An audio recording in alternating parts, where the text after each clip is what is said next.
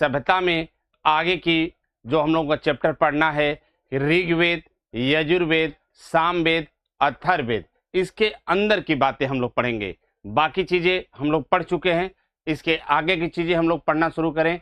तो चलिए हमारे साथ जुड़ जाइए आप लोग। वैदिक सभ्यता, तो वैदिक सभ्यता का अगला भाग देखा जाए हम लोगों का, कौन सा है भैया? तो ये ऋग्वेद।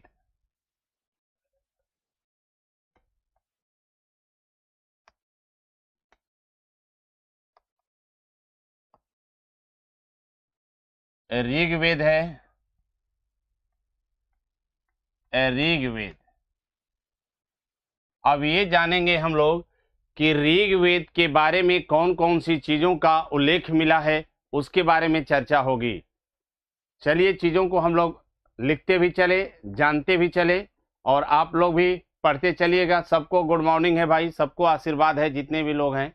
ठीक है भैया, सबको आशीर्वाद है, सबको आशीर्वाद है।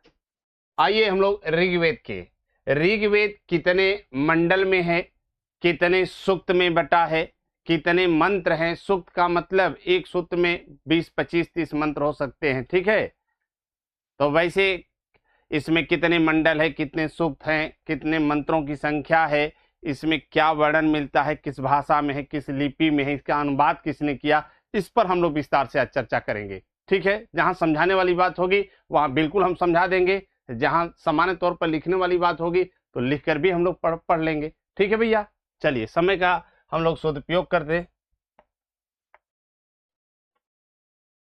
इसमें हम लोग लिखना शुरू कर देते हैं। ऋग्वेद में 10 मंडल, 1028 सूक्त एवं 10,580 मंत्र है। ये जरूर याद रख लीजिएगा। ठीक है भैया, क्या है इसमें?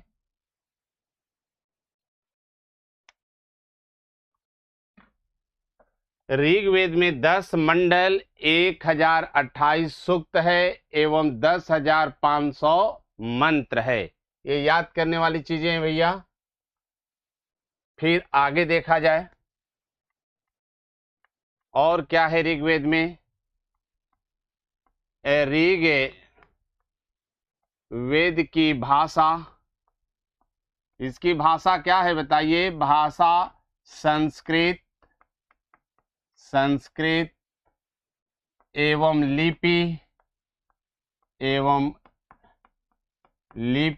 ब्राह्मी है। क्या है भैया? ब्राह्मी है, लिपि ब्राह्मी है।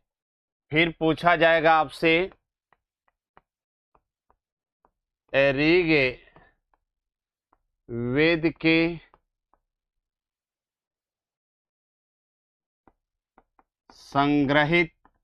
संग्रहित मंत्रों को क्या कहा जाता है? मंत्रों को ऋचा कहा जाता है। ध्यान रखिए, क्या कहा जाता है? ऋचा कहा जाता है, ऋचा कहा जाता है। आगे पॉइंट की चीजें हम लोग देख लें। ऋग्वेद, यहां पर ऋग्वेद का अंग्रेजी अनुवाद, ऋग्वेद का अंग्रेजी अनुवाद बताइए किसने किया था? अंग्रेजी अनुवाद विल्सन ने किया था, विल्सन ने किया था। ठीक है, कहीं दिक्कत होगा तो आप लोग बताइएगा। ठीक है भैया, आगे देखिए और क्या है मामला। ऋग्वेद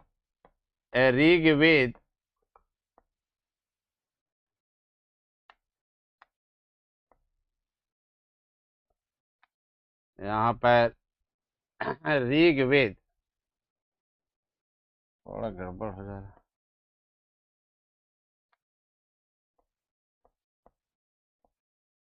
ऋग्वेद, ऋग्वेद के दूसरे मंडल से लेकर सातवें मंडल तक, सातवें मंडल तक प्राचीन माने जाते हैं, प्राचीन माने जाते हैं, माने जाते हैं। प्रथम एवं 10वां मंडल जो है वह बाद में जोड़ा गया है। प्रथम एवं 10वां मंडल बाद में जोड़ा गया है, बाद में जोड़ा गया है। ठीक है।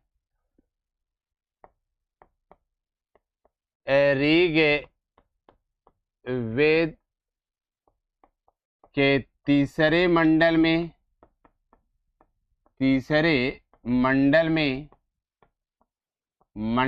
क्या उल्लेख है? गायत्री मंत्र का उल्लेख है, गायत्री मंत्र का उल्लेख है। उल्लेख है किसका उल्लेख है भैया? गायत्री मंत्र का उल्लेख है। फिर आगे देखिएगा, इसमें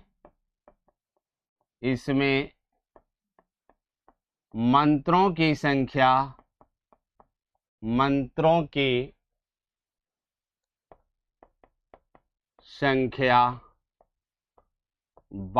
है। यानी गायत्री मंत्र में मंत्रों का संख्या कितना है? 62 है। ठीक है भैया। आगे देखा जाए, इसमें ऋग्वेद के चौथे मंडल में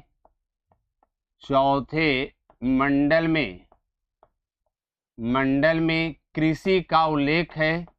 ये याद रखिएगा कि चौथे मंडल में क्या है? कृषि का उल्लेख है। किसका उल्लेख है? कृषि का उल्लेख है। फिर आप देख सकते हैं ऋग्वेद के सातवें मंडल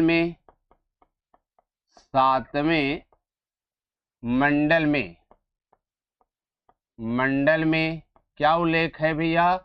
इसमें शिक्षा एवं दशराग्य युद्ध का उल्लेख मिलता है। यानी सातवें मंडल में शिक्षा के बारे में उल्लेख है और दशराग युद्ध के बारे में हम अभी बाद में बताएंगे। अभी सब सीक्वेंस में जो लिख रहे हैं उसको लिखने के बाद हम दशराग युद्ध बताएंगे। ठीक है भैया। चलिए, यहां तक क्लियर है ना बाबू? ये सब चीजें याद करने वाली है। कौन चीजें क्या मिला है, क्या हुआ है, ये सब चीजें याद करने वाली चीज है। आगे बढ़ते हैं हम लोग।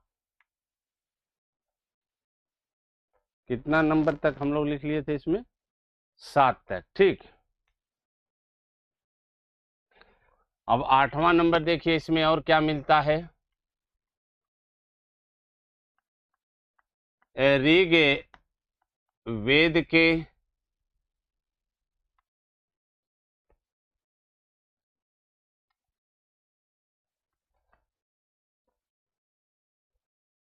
ऋग्वेद के 10वें मंडल के पुरुष सूक्त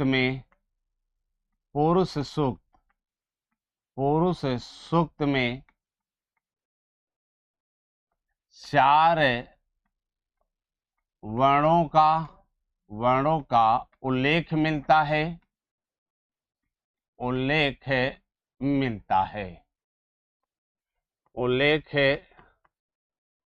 मिलता है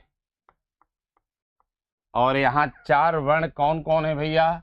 तो यहाँ पर लिख दे चार वर्ण कौन कौन है? आप लोग भी चार वर्ण बताइए कौन कौन है। यहाँ पर चार वर्ण हम लोग लिख लेंगे। आपने ब्राह्मण का नाम सुना होगा, ब्राह्मण है। दूसरा क्षत्रिय है और तीसरा वैश्य है, और चौथा कौन है भैया? शूद्र है। क्या है? शूद्र है। ठीक, ये चार वर्ण हो गया। इन चारों वर्णों का उल्लेख कहाँ मिलता है? ऋग्वेद के 10वें मंडल में मिलता है। आगे हम लोग देखें और इसमें क्या मिलता है? अस्तोमा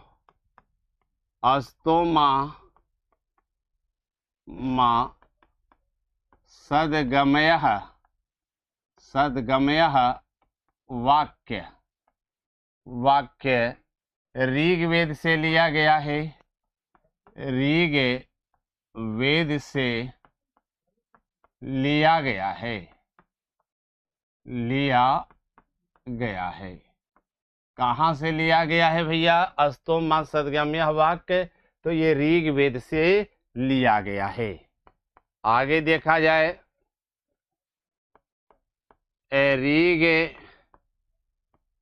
ऋग्वेद में इंद्र देवता को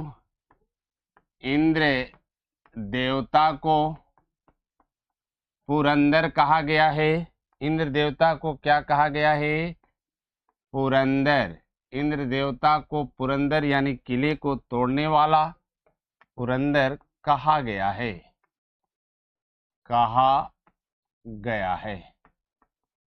ठीक है भैया, आगे देखा जाए, ऋग्वेद में एक ही अनाज कौन है? एक ही अनाज यौ। कौन सा भैया है? यौ। एक ही अनाज यौ, और कोष्ठ में यौ को क्या बोलते हैं? जौ। एक ही अनाज यौ का उल्लेख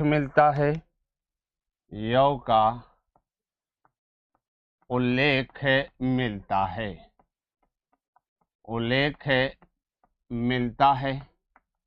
यानी इसमें एक ही प्रकार के अनाज जौ का उल्लेख मिलता है। ठीक है, आगे देखा जाए,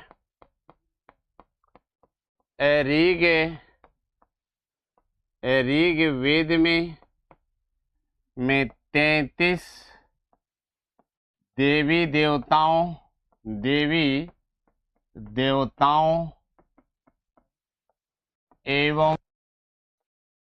एवं 25 नदियों।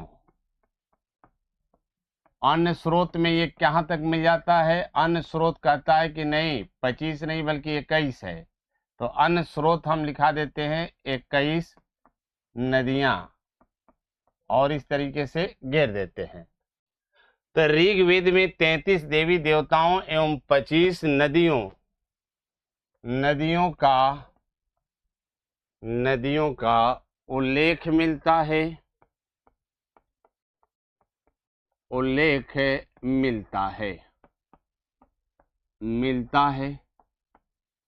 और देखा जाए, और आगे क्या है?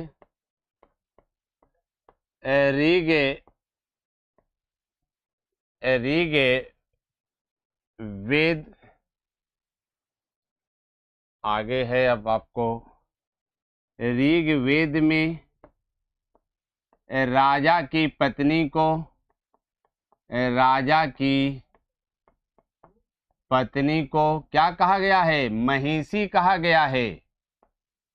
महिषी, याद रखिएगा, महिषी कहा गया है, कहा गया है। यानी ऋग्वेद में राजा की पत्नी को महिषी कहा गया है। ठीक है, और ऋग्वेद में राजा को क्या कहा गया है बताइए आप लोग भी, अगर याद हो तो जरूर बताइएगा। अगला हम लोग देखें, ऋग्वेद में राजा को क्या कहा गया है? राजा को राजन जनस्य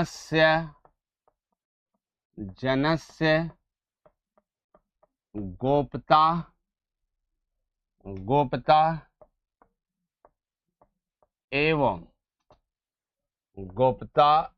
एवं सम्राट कहा गया है। सम्राट कहा गया है, कहा गया है। ठीक है भैया, फिर आगे देखिए और क्या कहा गया है।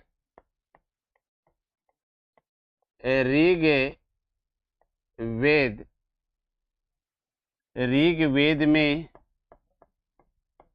घृत समद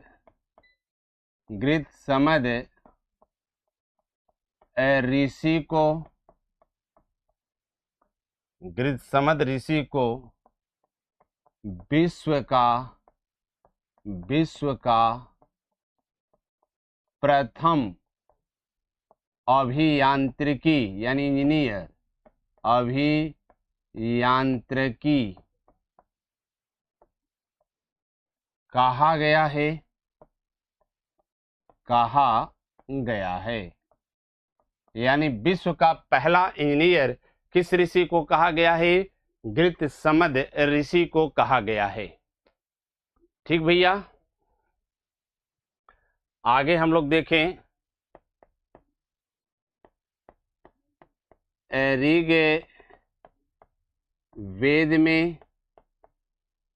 ऋग्वेद में चांदी, लोहा, चांदी हो गया, और क्या है भैया? लोहा, चांदी, लोहा, मछली, नमक,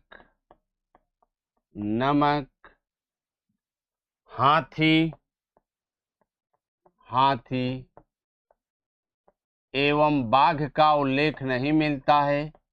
एवं बाघ का उल्लेख नहीं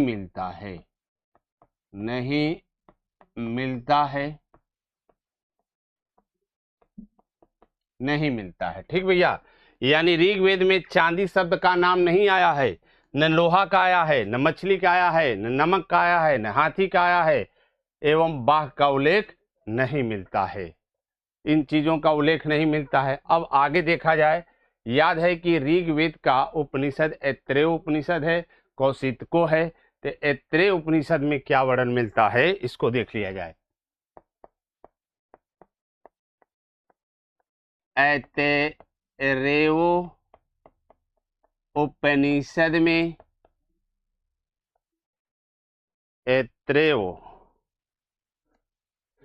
ऐत्रेय एक ब्राह्मण ग्रंथ है, ऐत्रेय एक आरण्यक ग्रंथ है, ऐत्रेय एक उपनिषद है। ठीक है, तो यहाँ पर ऐत्रेय ब्राह्मण ग्रंथ में राजा के सिद्धांत का वर्णन है, राजा के उत्पत्ति से संबंधित सिद्धांत का वर्णन है कि राजा का जन्म कैसे होता है, किस युग में राजा पैदा होते हैं। राजा कोई साधारण व्यक्ति नहीं होता, असाधारण व्यक्ति होता है।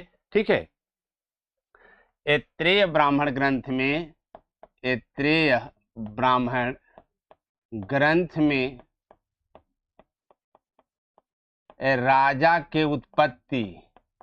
राजा के उत्पत्ति उत्पत्ति उत्पत्ति से संबंधित, राजा की उत्पत्ति से संबंधित सिद्धांतों का उल्लेख है, सिद्धांतों का उल्लेख है, उल्लेख है। ठीक भैया, तो ये आपका क्या रहा, ये आपका ऋग्वेद रहा। ये ऋग्वेद के सारे मामले हैं। या देख सकते हैं कि ऋग्वेद के 10वें मंडल के पुरुष सूक्त में चारों वर्ण का उल्लेख मिलता है। चारों वर्ण कौन है?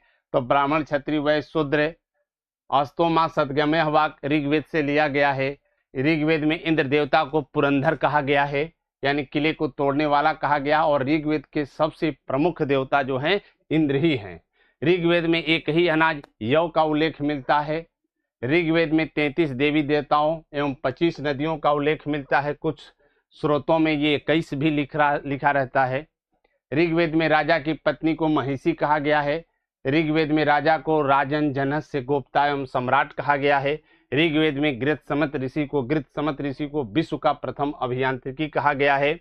ऋग्वेद में चांदी, लोहा, मछली, नमक, हाथी एवं बाघ का उल्लेख नहीं मिलता है। ऐत्रेय ब्राह्मण ग्रंथ में राजा की उत्पत्ति से संबंधित सिद्धांत का उल्लेख मिलता है।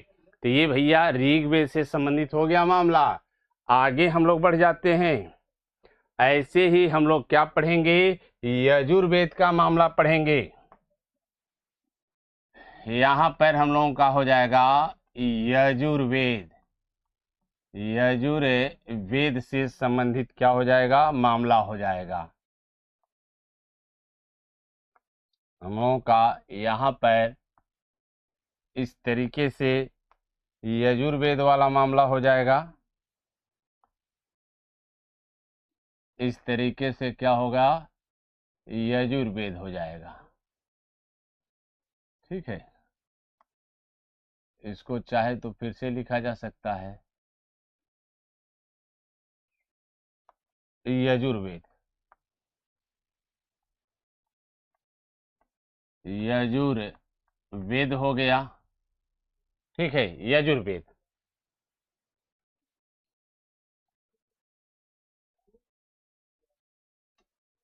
ठीक है, यजुर्वेद हो गया। अब इससे संबंधित सारी बात हम लोग लिखेंगे कि यजुर्वेद में क्या क्या उल्लेख है, क्या क्या चर्चा है, इस बारे में हम लोग देख लेंगे। चलिए शुरू करते हैं हम लोग।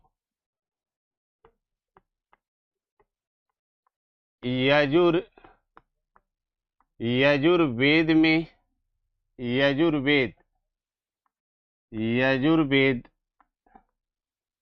यजुर्वेद में 40 अध्याय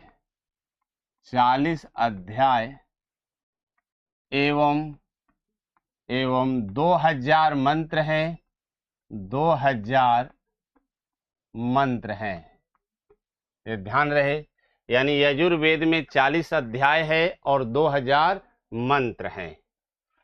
अगला हम लोग देख सकते हैं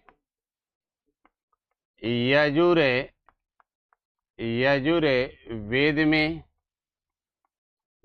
में यहाँ पर यजुर्वेद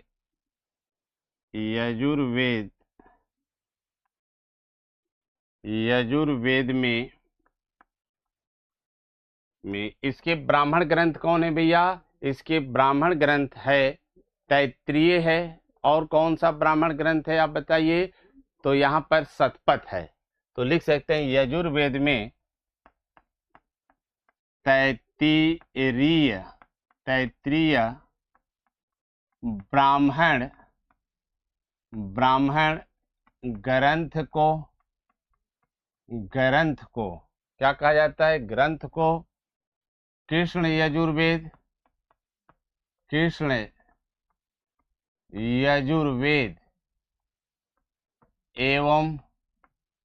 एवं शतपथ ब्राह्मण ग्रंथ को शतपथ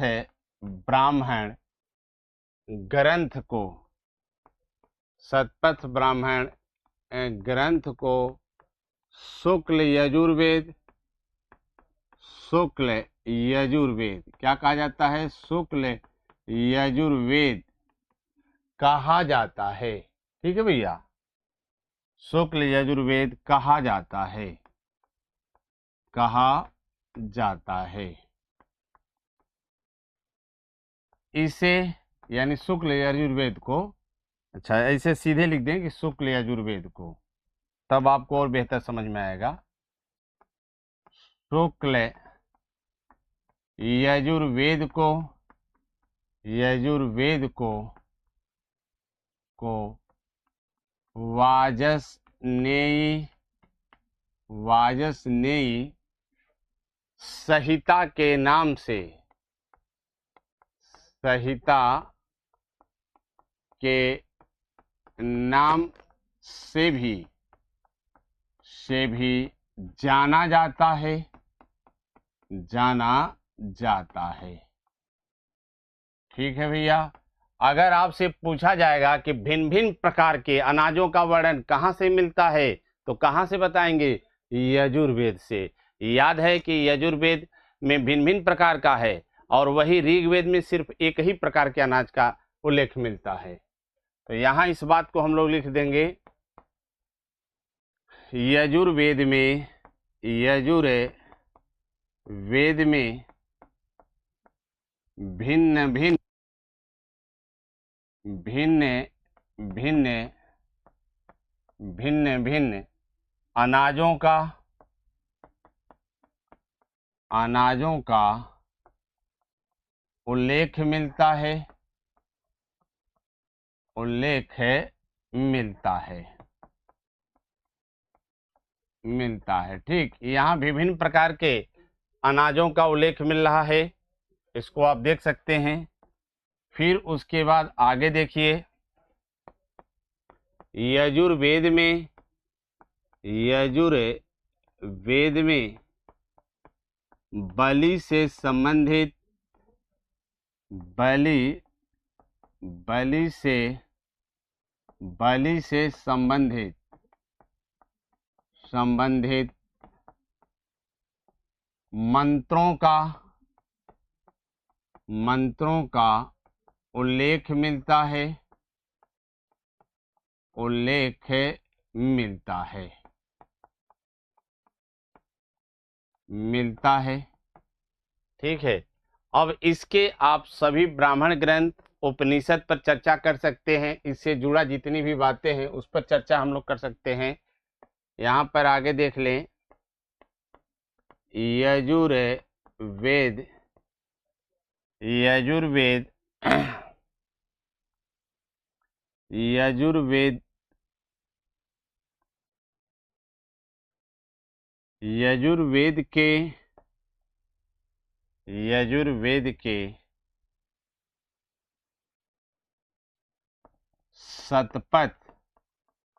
शतपथ ब्राह्मण ग्रंथ में, यजुर्वेद के शतपथ ब्राह्मण ग्रंथ में अब क्या क्या मिलता है भाई? शतपथ ब्राह्मण ग्रंथ में जल पलावन, जल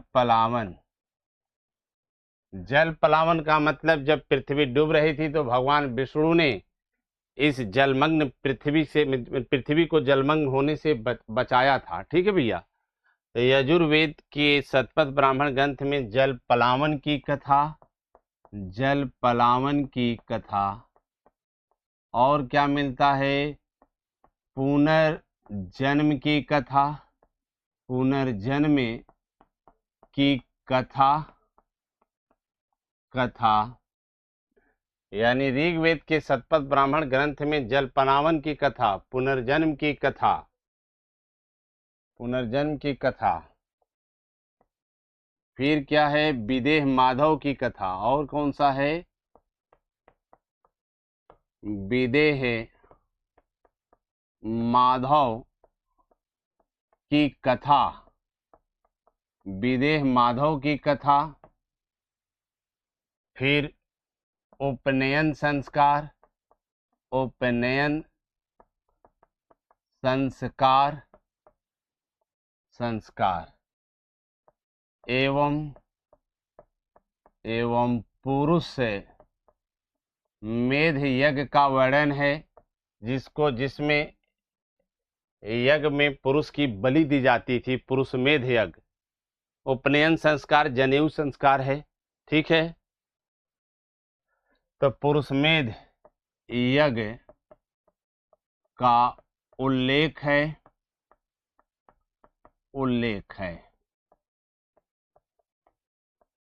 ठीक है, समझ गए भैया। अब आगे देखा जाए, फिर शतपथ ब्राह्मण ग्रंथ में और भी चीजें हैं, उस पर देख लिया जाए। शतपथ ब्राह्मण शतपथ ब्राह्मण, थोड़ा इसको सही से लिख लिया जाए। शतपथ ब्राह्मण ग्रंथ में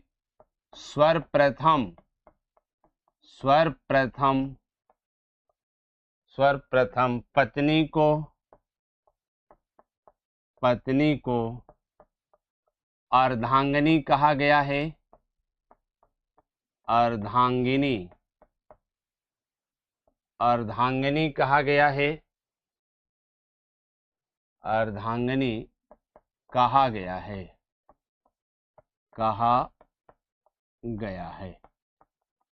क्या कहा गया भैया? अर्धांगिनी कहा गया है।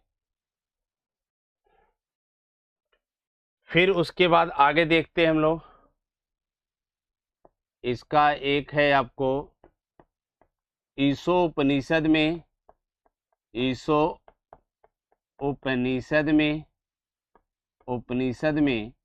निष्काम कर्म का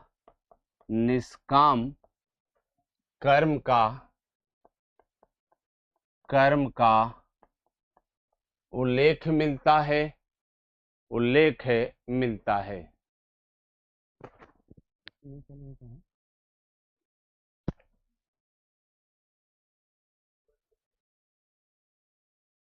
ईशोपनिषद में निष्काम कर्म का उल्लेख मिलता है। कौन सा कर्म? निष्काम कर्म का उल्लेख मिलता है। निष्काम कर्म का मतलब ऐसा कर्म करिए जिसमें फल की इच्छा न करिए।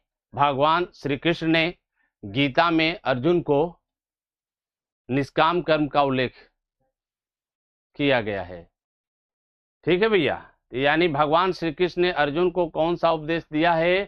तो उन्होंने निष्काम कर्म का उपदेश दिया है। निष्काम कर्म का मतलब फल की इच्छा न करो, ठीक है, और अपना कर्म करो। तो ये बात ईशोपनिषद में मिलता है।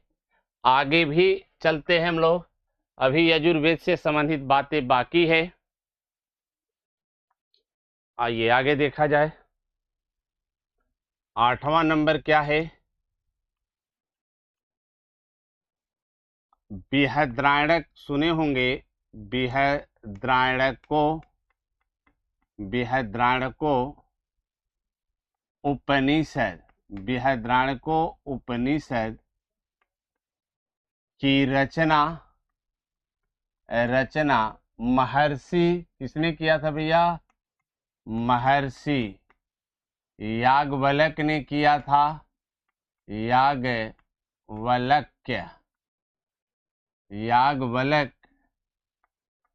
ने किया था। तो यहाँ पर बृहद्रायणको उपनिषद की रचना महर्षि याज्ञवल्क्य ने किया था। यह उपनिषदों में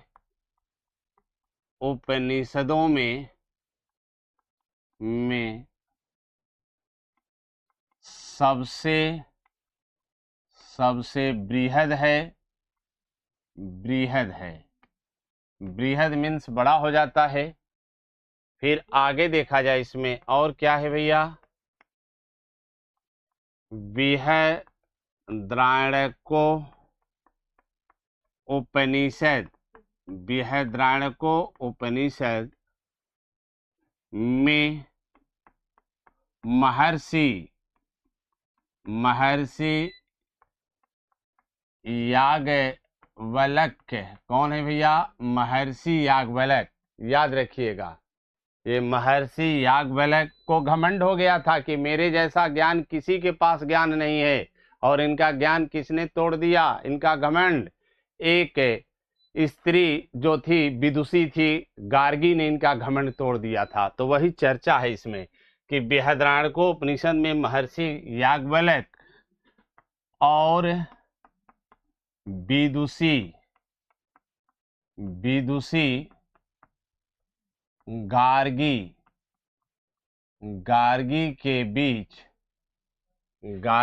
के बीच संवाद का वर्णन है। संवाद का क्या है भैया? वर्णन है। फिर देखा जाए कठोपनिषद में आचार्य यम द्वारा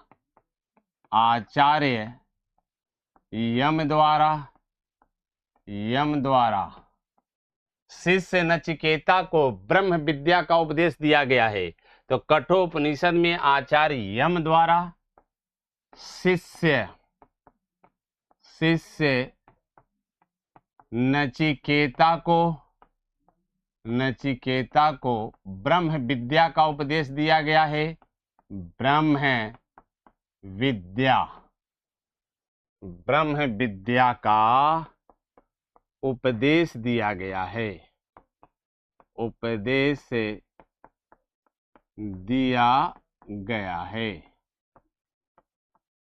ठीक है भैया।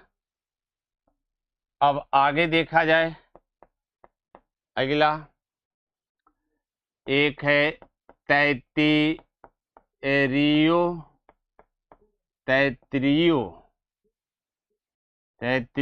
उपनिषद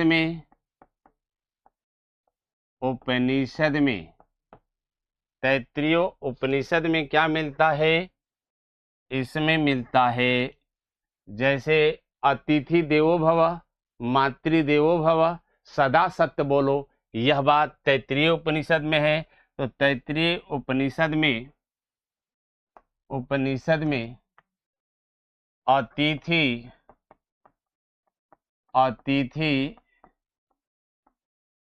देवो भव, फिर क्या लिख सकते हैं? मातृ देवो भव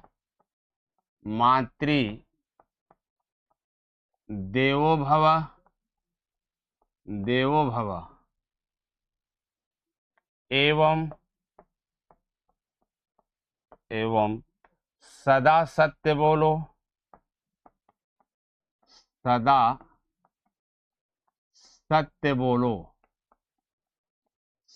सत्य बोलो। याद रखिए, सदा सत्य बोलो का उल्लेख मिलता है।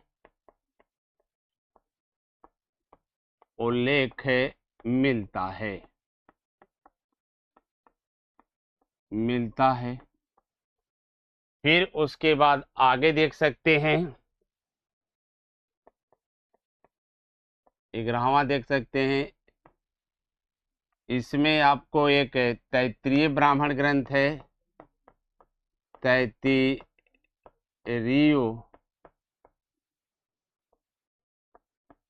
ब्राह्मण ग्रंथ में तैत्तिरीय ब्राह्मण ग्रंथ में क्या मिलता है भैया? पत्नी विहीन पुरुष को, पत्नी विहीन, जिसकी पत्नी न हो, पत्नी विहीन पुरुष को यज्ञ करने का उत्तराधिकारी, यज्ञ करने का, यानी तैत्तिरीय ब्राह्मण ग्रंथ में पत्नी विहीन पुरुष को यज्ञ करने का उत्तराधिकारी, यज्ञ करने का अधिकारी लिख दें, सही रहेगा। अधिकारी नहीं माना गया है, यानी जिस पुरुष की पत्नी न हो उसे यज्ञ नहीं करना चाहिए, वो एलाउ नहीं है। ठीक है, तैत्तिरीय ब्राह्मण ग्रंथ में पत्नी विहीन पुरुष को यज्ञ करने का अधिकारी नहीं माना गया है, नहीं माना गया है। ठीक है भैया, आगे देख लीजिएगा। आगे फिर देखिए, तैत्तिरीय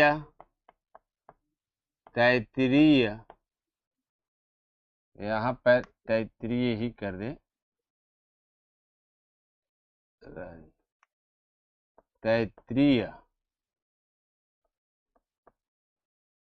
यहाँ पर तैत्तिरीय ब्राह्मण ग्रंथ में अष्टांगिक मार्ग,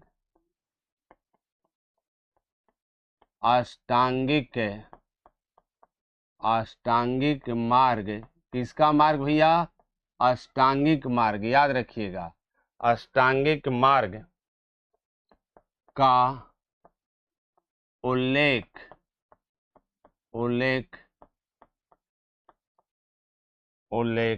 मिलता है, अष्टांगिक मार्ग का उल्लेख मिलता है। अष्टांगिक मार्ग याद करिए कि गौतम बुद्ध ने अष्टांगिक मार्ग बताया था, क्योंकि गौतम बुद्ध में 4 आर्य सत्य है: दुख समुदाय, दुख निरोध और दुख निरोध मार्ग। दुख निरोध मार्ग को ही अष्टांगिक मार्ग कहा जाता है। अष्टांगिक मार्ग 8 है जो बुद्ध में हम पढ़ाएंगे, गौतम बुद्ध में। ऐसे दृष्टि, संकल्प, वाक, कर्मांत, आजीव, व्यायाम, स्मृति, समाधि, ये अष्टांगिक मार्ग है। ये अष्टांगिक मार्ग का सर्वप्रथम उल्लेख कहाँ मिलता है? तैत्तिरीय ब्राह्मण ग्रंथ में अष्टांगिक मार्ग का उल्लेख मिलता है। यहीं से गौतम बुद्ध ने अष्टांगिक मार्ग की शिक्षा लिया था। अब इसमें लास्ट है कि यजुर्वेद गद्य एवं पद दोनों में लिखा गया है। लास्ट आगे देखते हैं, यजुर्वेद गद्य एवं पद दोनों में लिखा गया है।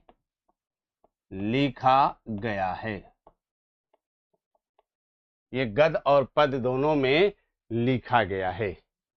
यहां तक हो गया भैया। आगे हम लोग बढ़ते हैं। साम वेद में मंत्रों की संख्या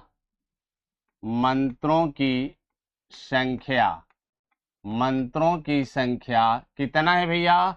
1549 है।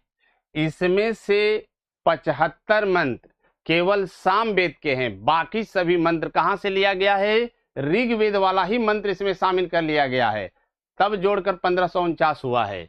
तो कह सकते हैं कि ऋग्वेद में मंत्रों की संख्या 1549 है। इसमें से केवल 75 मंत्र सामवेद के हैं, सामवेद के हैं। शेष मंत्र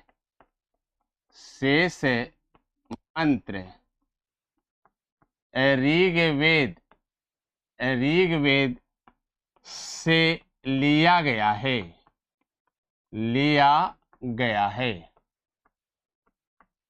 ठीक भैया, आगे देखा जाए। सामवेद में क्या मिलता है? आपने सुना होगा, नृत्य, संगीत एवं गायन शिक्षा का उल्लेख है, शिक्षा का उल्लेख है, उल्लेख है। और इसके उपनिषद छांदोग्योपनिषद में क्या है, आगे देख लिया जाए। छांदोग्यो उपनिषद में, उपनिषद में भगवान श्री कृष्ण को, भगवान श्री कृष्ण को, भगवान श्री कृष्ण को देवकी का पुत्र बताया गया है, देवकी का पुत्र बताया गया है, बताया गया है। यानी इसी में कहा गया है कि भगवान जो श्री कृष्ण थे वो देवकी के क्या थे भैया, पुत्र थे। फिर आगे देखा जाए, छांदोग्यो उपनिषद, छांदोग्यो उपनिषद में उद्धारक, उद्धारक, आरुणी, आरुणी एवं पुत्र, एवं पुत्र श्वेत केतु के बीच, श्वेत केतु के बीच, बीच, बीच आत्मा, आत्मा परमात्मा, आत्मा परमात्मा के मुद्दे पर, मुद्दे पर संवाद है। क्या भैया, संवाद है। फिर देखा जा सकता है छांदोग्यो, छांदोग्यो उपनिषद, उपनिषद में 3 आश्रम, 3 आश्रम, 3 आश्रम एवं जवालोपनिषद में, जवालोपनिषद में 4 आश्रम, 4 आश्रम, आश्रम का उल्लेख मिलता है। आश्रम कितने हैं कमेंट करके बताइए। 4 आश्रम हैं, कौन कौन आश्रम है, कितने कितने वर्ष का आश्रम बांटा गया है, आप कमेंट करके बताइए। छांदोग्य उपनिषद में 3 आश्रम, जवालो उपनिषद में 4 आश्रम का उल्लेख मिलता है, उल्लेख मिलता है, मिलता है। ठीक है, 4 आश्रम आप लोग बताइए भाई जल्दी से। ये 4 आश्रम देखते हैं कौन लोग जल्दी से बता रहे हैं।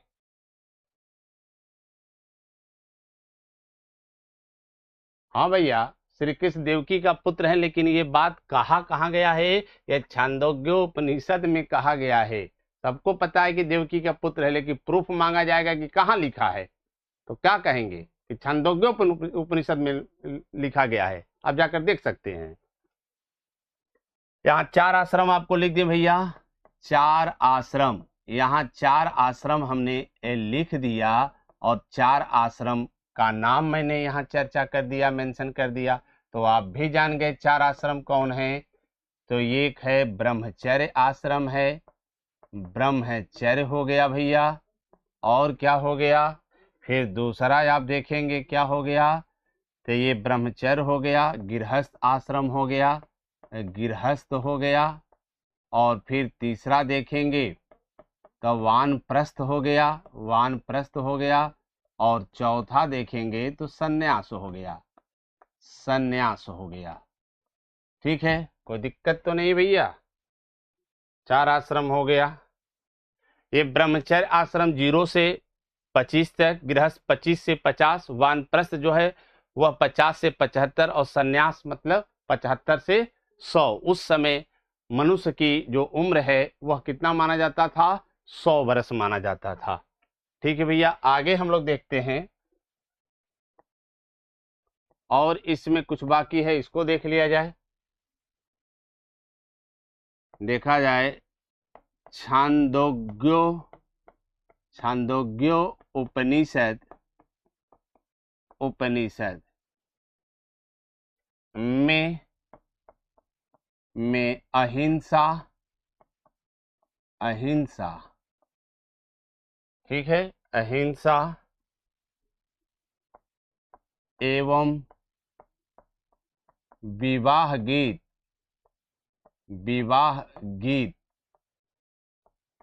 का उल्लेख मिलता है,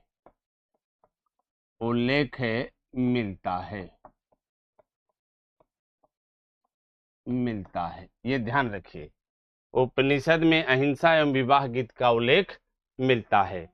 अब उसके बाद हम लोग चलते हैं यजुर्वेद। आज यजुर्वेद तक हम लोग पढ़ ले। चलिए ठीक है भैया, ओके। अब यहां पर लिखेंगे हम लोग यजुर्वेद।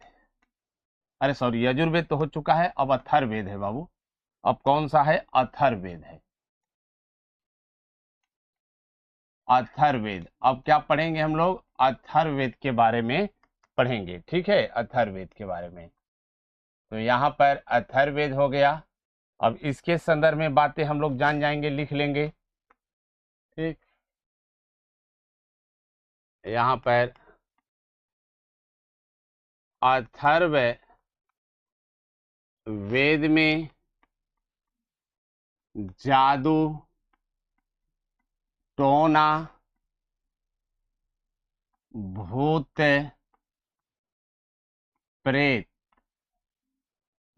प्रेत का वर्णन है, ठीक है। दूसरा देखेंगे, अथर्ववेद में नाना प्रकार के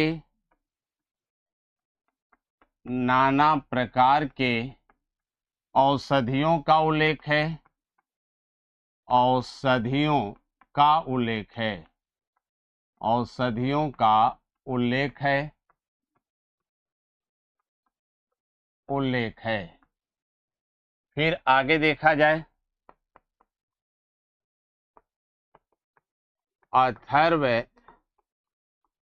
अथर्ववेद, यहाँ भूत प्रेत हो गया भैया। अथर्ववेद में नाना प्रकार के औषधियों का उल्लेख हो गया। और फिर क्या है? अथर्ववेद के विवरण से ज्ञात होता है कि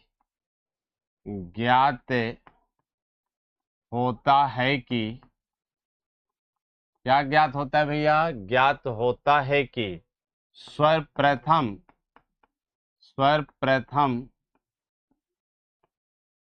पृथ्वैन ने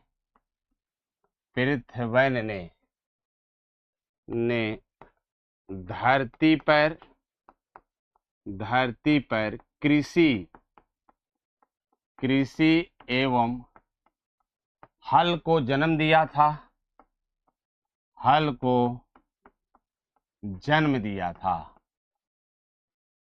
कृषि एवं किसको दिया था भैया? हल को जन्म दिया था। कृषि एवं हल को जन्म दिया था। फिर उसके बाद आगे देख सकते हैं, अथर्ववेद में वाराणसी, अयोध्या,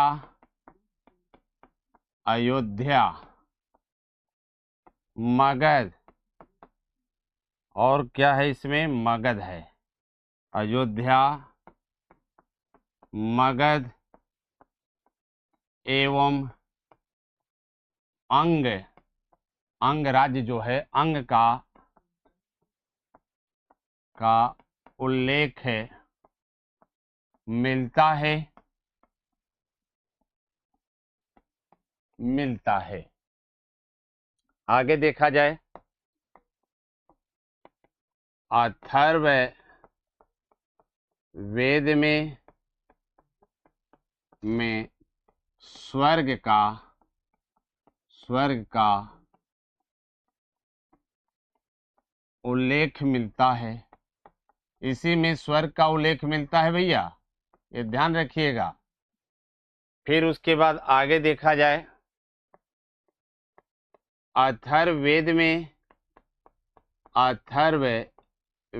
में राजा परीक्षित को मृत्यु का देवता कहा जाता है। मृत्यु का देवता कहा जाता है। याद है कि सत्यमेव जयते वाक्य कहाँ से लिया गया है? सत्यमेव जयते वाक्य जो है वह अथर्ववेद से लिया गया है। यानी अथर्ववेद का अगर उपनिषद पूछा जाए तो मुंडको उपनिषद हो जाएगा। इस बात को हम लोग लिख लें।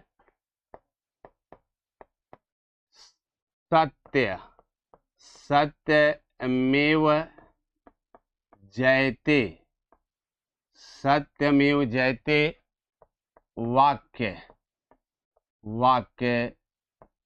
मुंडको उपनिषद से लिया गया है। ये ध्यान रहे, कहाँ से लिया गया है? मुंडको उपनिषद से लिया गया है। फिर उसके बाद आप देखेंगे कि मुंडको उपनिषद में यज्ञ की निंदा किया गया है। किसकी निंदा किया गया है? यज्ञ की। तो इसको लिखा जाए, मुंडको उपनिषद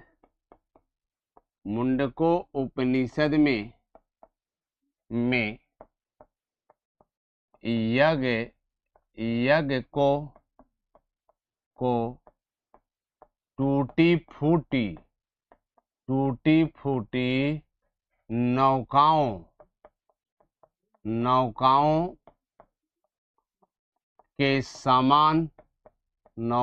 के समान बताया गया है।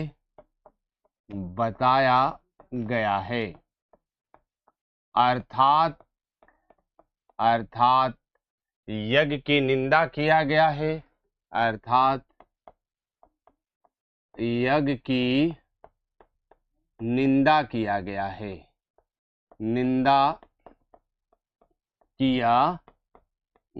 है।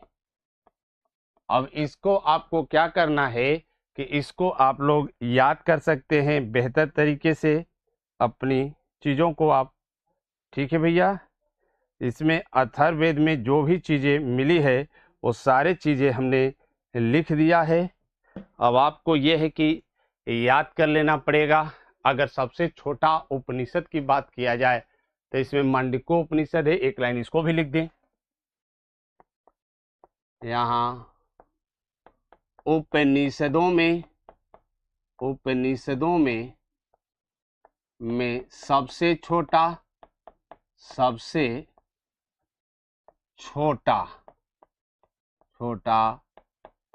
मांडुक्य उपनिषद है। मांडुक्य उपनिषद है। ठीक भैया, तो आज यही तक रहने देते हैं। जय हिंद,